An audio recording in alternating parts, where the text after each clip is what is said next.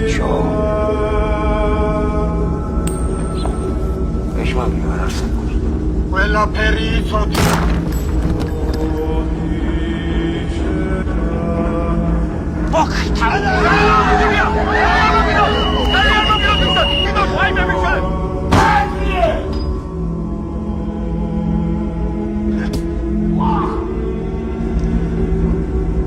გაბრიელი ეს არ არის შენია. მაგრამ ლენინის პორტრეტი როცა წვაპარა.